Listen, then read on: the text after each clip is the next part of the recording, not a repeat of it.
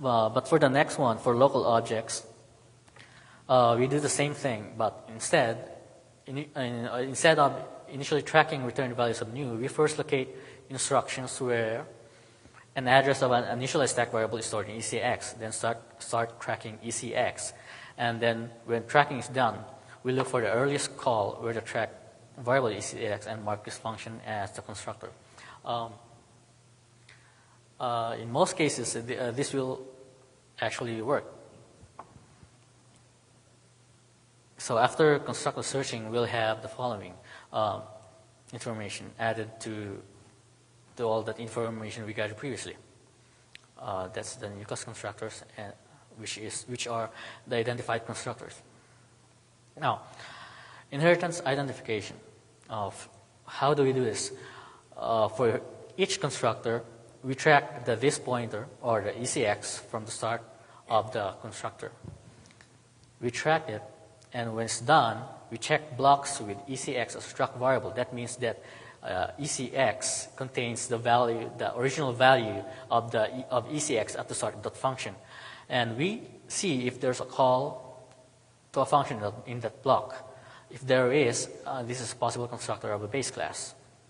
But we still have to check, like I mentioned before during the single inheritance explanation, we have to do an additional check if this is really a base constructor or merely a member function. And another one is we check the block and see if an offset is added to ECX. This is done to check for another base class, which is being initialized by adding by modifying this pointer. So if there is, we check that new ECX, and we do the same thing we did with the constructor searching algorithm. We look for the earliest call with ECX as a track variable, and if we see one, it is a possible base class constructor.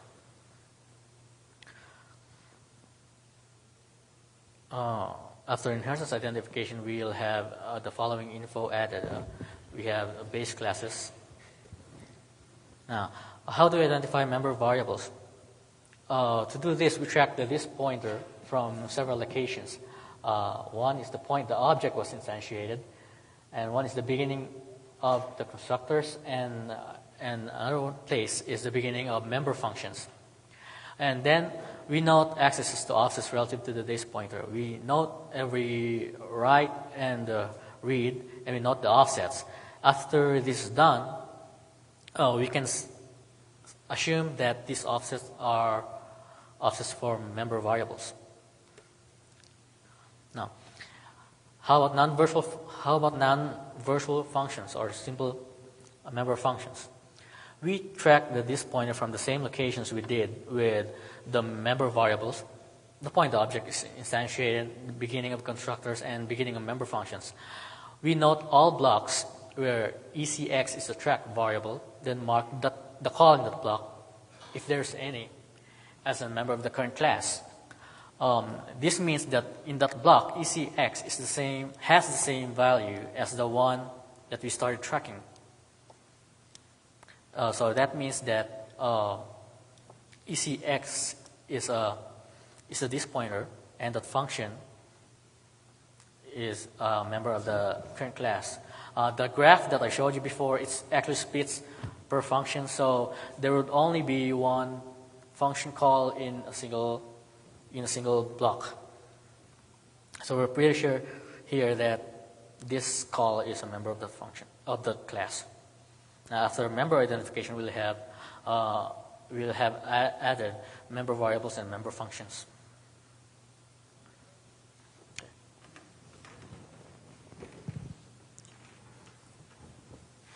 Enhancing this assembly.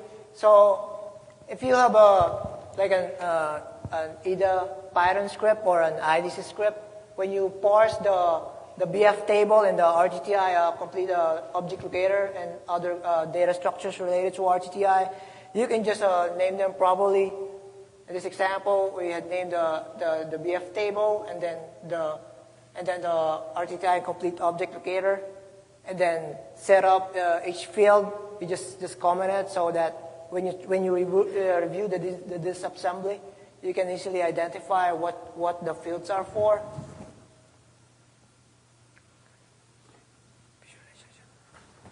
Okay.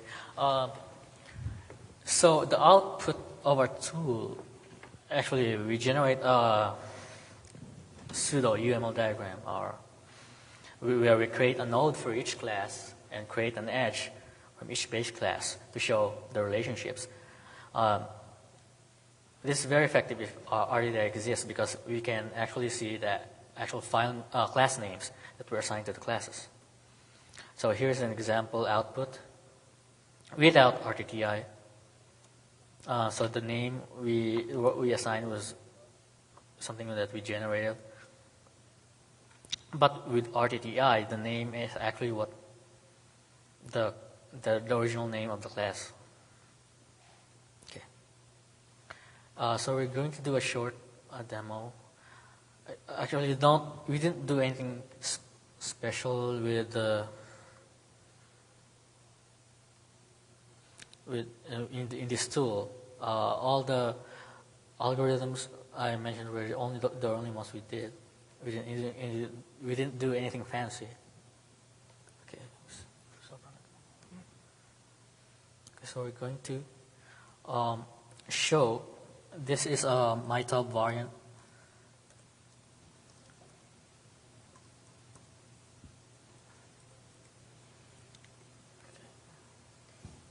Okay. Okay.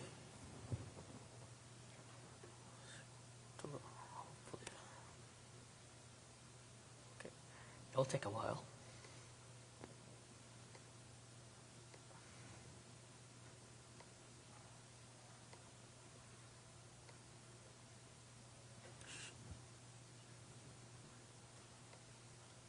Okay. Please be patient. It'll take a while.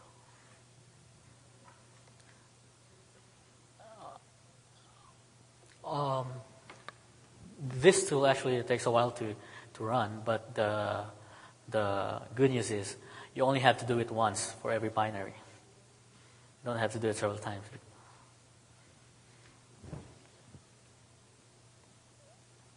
Okay, so here, this is just a debug output. Okay, once it is done, it will generate this graph.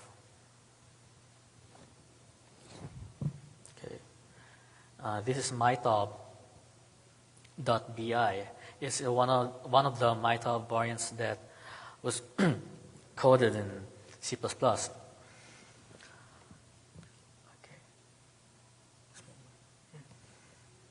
Okay, you have to take my word for it, but this class is a threading class, and all the classes below it inherits from that class to implement the threading features. And each of these classes implements a specific module, one for registry modification, process termination, and what was it? And internet networking function. But the one application of this tool is, if you have a group of reverse engineers and you lack time, you can actually divide the workload among them by modules. So that's one of the possible applications. And you can also name, you can also know what to name all the functions corresponding to the modules that they belong to. So at one glance, you can identify what they do. And it will make the reversing process much faster in some cases. Okay, that's it.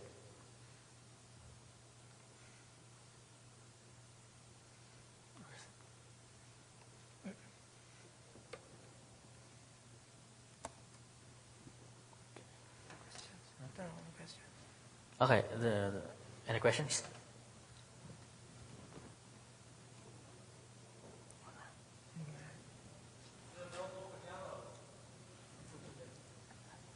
Download. Excuse me? Just download. The? Download the tool. Basically, the tool we are not allowed to release a tool. So if you will be doing it, you can just follow the manual instruction and then try to code something in IDC or either Python. So that is the case. I highly recommend using e.SQL because it really makes the development process for this kind of tools really easier.